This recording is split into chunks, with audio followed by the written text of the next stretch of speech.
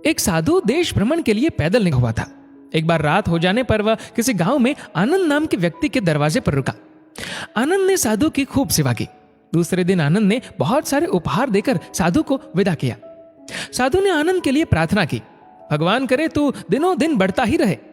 साधु की बात सुनकर आनंद हंस पड़ा और बोला, अरे महात्मा जी, जो है ये भी नहीं रहने वाला।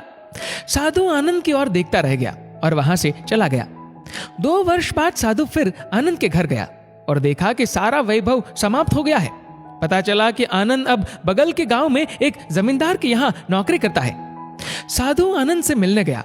आनंद ने अभाव में भी साधु का स्वागत किया, झोपड़ी में फटी चटाई पर बिठाया, खाने के लिए सूखी रोटी दी। दूसरे दिन जाते समय साधु की आंखों में आंसू थे। साधु कहने लगा, हे भगवान, ये तूने क्या किया? आनंद पुनः हंस पड़ा और बोला, महाराज, आप क्यों दुखी हो रहे हैं? महापुरुषों ने कहा है कि भगवान इंसान को जिस हाल में रखे, इंसान को उसका धन्यवाद करके खुश रहना चाहिए। समय सदा बदलता रहता है और सुनो, ये भी नहीं रहने वाला।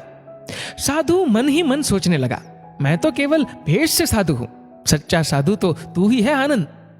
कुछ वर्ष बाद साधु फिर यात्रा पर निकला और आनंद से मिला तो देखकर हैरान रह गया कि आनंद तो अब जमींदारों का जमींदार बन गया है।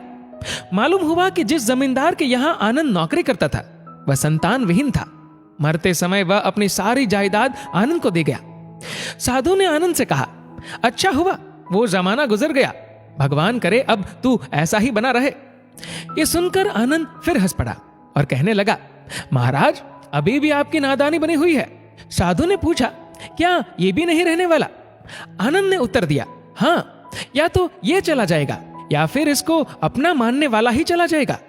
कुछ भी रहने वाला नहीं है, और अगर शाश्वत कुछ है तो वह है परमात्मा, और उस परमात्मा की अंश आत्मा। आनंद की बात को साधु ने गौर से सुना और चला गया। साधु कई साल बाद फिर लौटता है तो देखता है कि आनंद का महल तो है, किंतु कबूतर उसमें गुटरगु कर रहे हैं और आनंद का देहांत हो गया है। बेटियां अपने अपने घर चली गई, बूढ़ी पत्नी कोने में पड़ी है। साधु कहता है, अरे इंसान, तू किस बात का अभिमान करता है?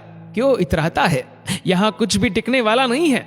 दुख या सुख कुछ भी सदा नहीं रहता। तू सोचता है पड़ोसी मुसीबत में है और मैं मौज में हूं, लेकिन सुन, न मौज रहेगी और न ही मुसीबत। सच्चे इंसान वे हैं जो हर हाल में खुश रहते हैं। मिल गया माल तो उस माल में खुश रहते हैं, और हो गए बेहाल तो उस हाल में खुश रहते हैं। साधु कहने लगा, धन्य है आनंद तेरा सत्संग, और धन्य है तुम्हारे सतगुरु। मैं तो झूठा साधु हूं, असली फकीरी तो तेरी जिंदगी है। अब मैं तेरी तस्वीर देखना चाहता हूं, कुछ फूल चढ़ाकर दुआ तो मांग लूं। साधु दूसरे कमरे में जाता है तो देखता है कि आनंद ने अपनी तस्वीर पर लिखवा रखा है, आखिर में यह भी नहीं रहेगा। खूबी और खामी दोनों ही होती है हर इंसान में। जो तराशता है उसे खूबी नजर आती है, और जो तलाशता है उसे खामी नजर आती है।